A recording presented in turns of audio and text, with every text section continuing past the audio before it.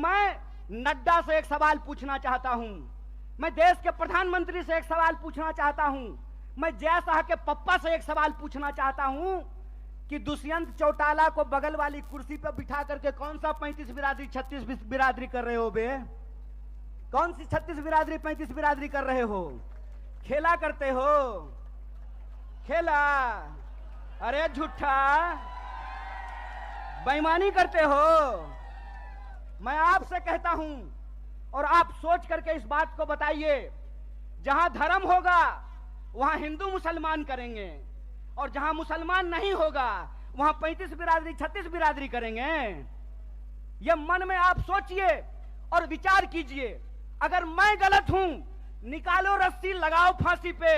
अगर तुम गलत हो तो लोकतंत्र में तुम्हारी बेईमानी का भी एक एक हिसाब लिया जाएगा। इस बात को याद रखना, इस बात को याद रखना कि इस देश के अंदर जब लोग न्याय की बात करते हैं, जब लोग अपने हक की बात करते हैं, जब किसानों की आमदनी दोगुनी करने की बात करते हैं, जब नौजवानों को 2 करोड़ नौकरियों की बात करते हैं, महिलाओं के सम्मान की बात करते हैं, इस देश में गरीबी को कम करने की बात करते हैं, तो आप उसको देशद्रोही बोलते हैं।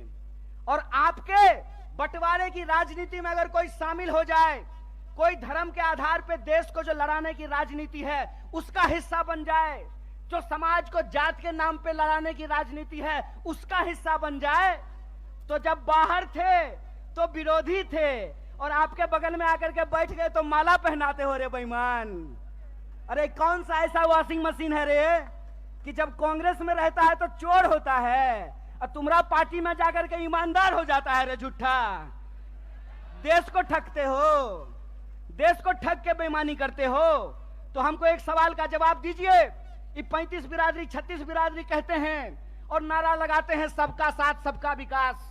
अगर सबका साथ सबका विकास नारा है तो हरियाणा में 35 बिरादरी 36 बिरादरी कौन कर रहा है? भाजपा इस सवाल का जवाब दे। यह सवाल मैं पूछना चाहता हूं और मैं ये सवाल पूछना चाहता हूं कि हरियाणा के इस तरफ पानीपत में, सोनीपत में 35 बिरादरी 36 बिरादरी, यमुना जी के उस पार 35 बिरादरी 36 बिरादरी नहीं।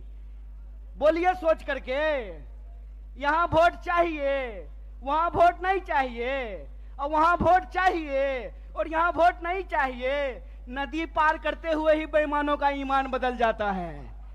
यमुना के पार अलग राजनीति बागपत में, यमुना के इस पार सोनीपत में अलग राजनीति।